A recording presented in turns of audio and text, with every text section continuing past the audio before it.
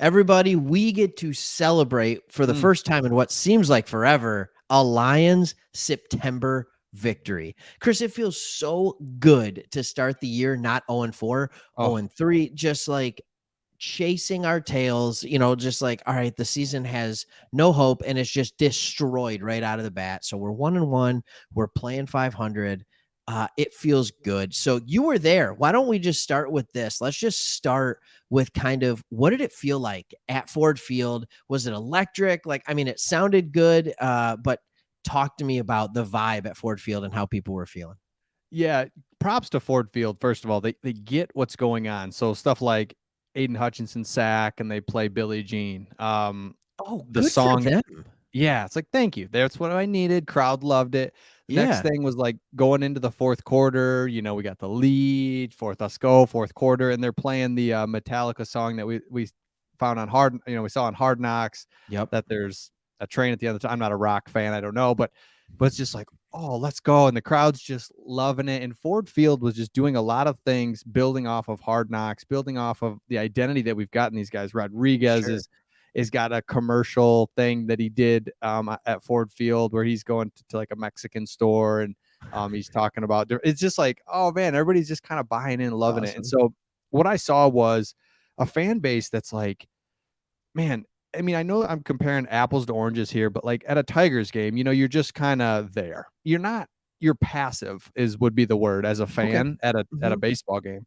At a Lions game, everybody's locked in. I mean, you obviously have those people that are there to, 10% of them, 15% of the people are just here to have some drinks, and I'm just gonna Very all I'm expensive focused on is, drinks, but yeah, I'm yes, just going to get a beer. I don't even know what down it is. it's a social Everybody thing. else everybody else is locked I in. love I mean, you that. know what's going on. You're leaning in. I mean, it just was, man, we were in on this and wanted to win. And so just to see that atmosphere, see everybody, and that comes from, Hard Knocks, Dan Campbell.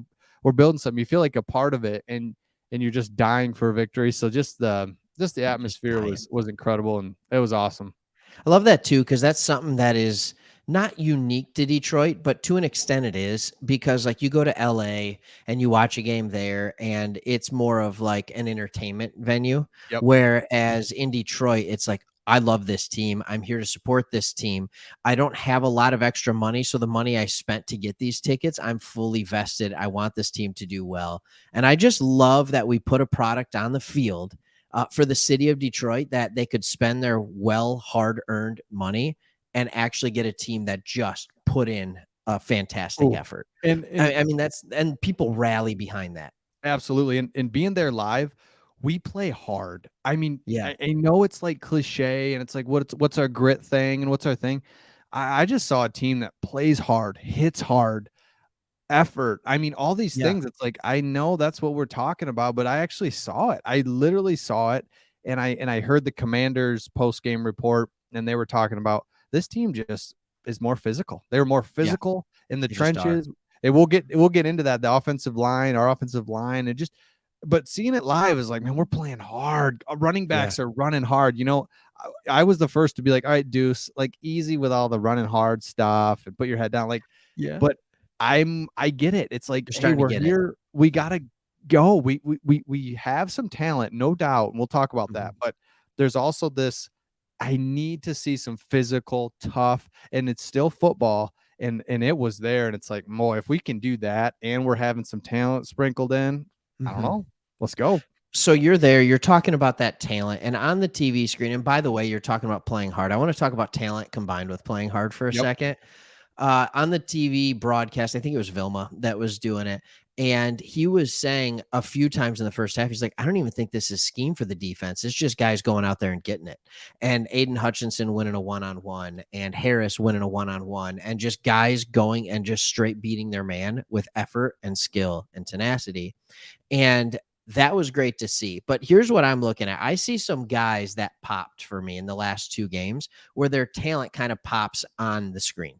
And those guys are Harris and Hutchinson, Okuda, believe it or not. Mm-hmm. So I want to know what you were seeing. And then Swift and St. Brown in person. So when you're watching the game in person, does it pop on the field live as much as it did on the screen where it's like these guys are kind of clearly a cut above what they're going up against.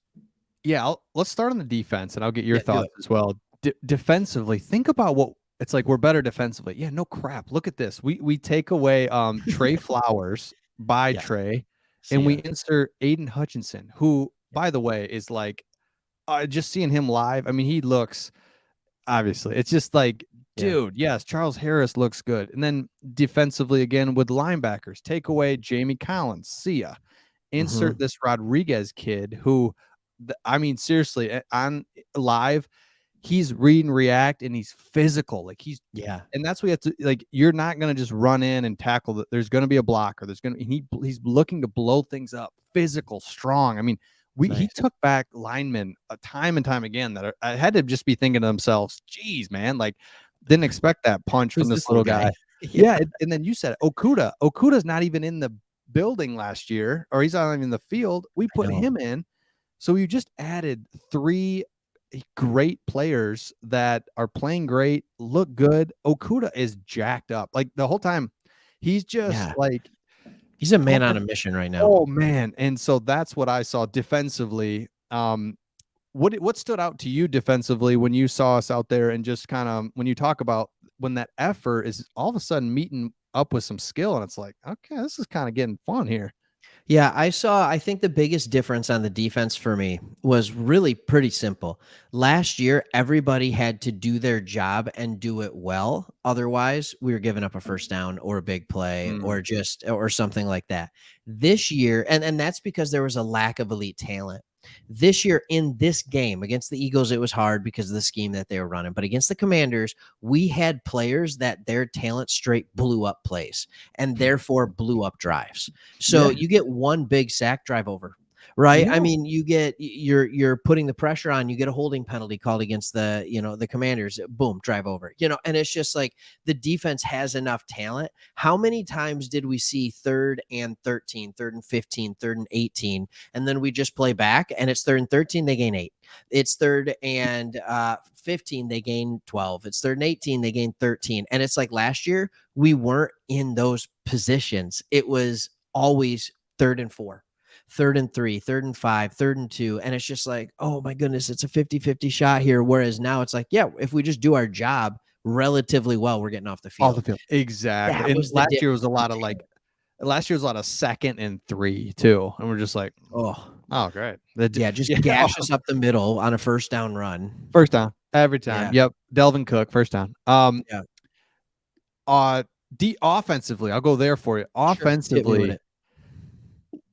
yeah, you said it. You did a video on this. I thought it was perfect.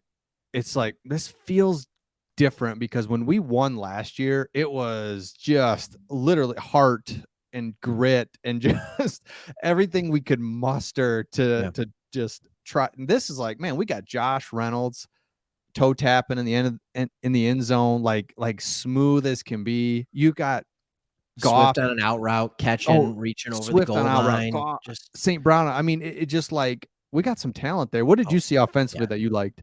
Yeah, St. Brown. So what I saw offensively, what I thought was so much better, and I'm gonna go high point. I can't remember the last time a Detroit Lions offense played with desperation with a tie or the lead.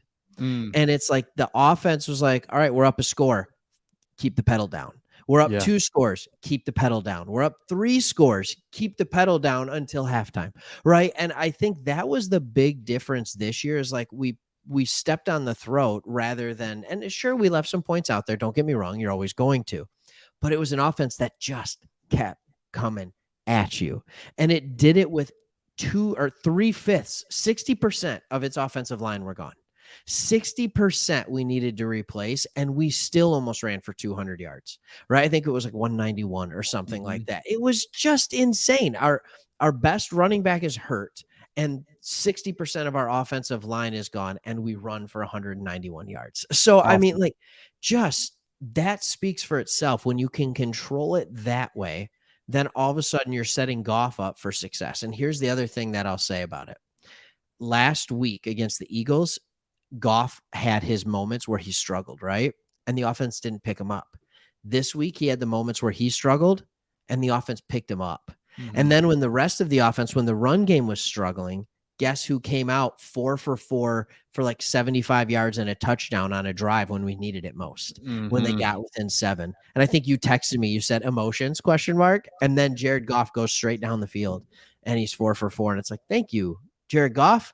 Like, I'm not saying he played a great game, but he was there when we needed him. He He played well. was. He was a good front runner, wasn't he? Oh my gosh. I love the point you made, and being there live, I can admit, like, I don't know if it's past trauma of Lions fans, but we get up Mhm. and I'm just like, let's run it, let's run it, let's just get to halftime. Let's just and I think Ben Johnson deserves credit, Dan Campbell deserves credit. Mhm. No, this isn't 1995 anymore. We got to score. We got to keep going. Yep. There's a couple times where I'm like, let's just run it. I think that it was the Reynolds pass at the end zone. It was first down and like first and goal from the 4. And I'm thinking to myself, 4 runs here. Let's just Yep. get this in. And we play action. I'm just like, oh God. And touchdown. And it's like, get the ball and stop, Yeah, get it to your playmakers. let's go. Let's go. Playmaker. I love Let that them make a throw. play.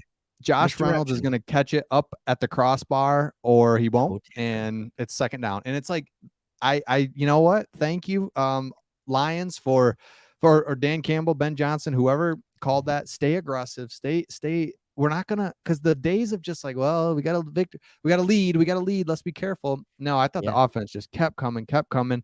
We had a couple plays. I mean, literally just a couple plays that were a little shaky, but or other series, excuse me. But Yeah. overall, man, just constant and very little, maybe one, maybe two, 3 and outs. But that's something you and I said. Let's just get some first downs. It just everything offensively looked really good. And now, I mean, you can Mhm. say what you want, but it's like 35 last week, 36 this week. That's all you can do. That's all you can That's ask all for. you can do. That's Yeah. that's it. And you were in person, so you didn't get to see the TV broadcast of all the records, the Detroit Lions records that were being broken offensively. Oh yeah, awesome, First time awesome. Lions have gone 35 points 3 games in a row because you went back to the last game last year against the Packers. And Amon-Ra St. Brown is an NFL tying record, 8 games with 8 or more catches in a row. Like, that's an NFL record. That's tying. I didn't think that would be a thing, but the consistency is doing it with. And usually when you see a broadcast, it's nobody's done this except, Mhm. like, and they're doing it to us. So there's just some excitement to see all the energy, all the good vibes. Now the question is, can we keep it up? We overcame adversity. And I know we'll be putting out more videos because people want to hear about this game and they want to hear about what's going right. We'll talk about the offensive line. We'll talk about our skill position players. We'll talk about if that defense can hold up. So look out for more videos. But until then, we will see you on the next one. See you.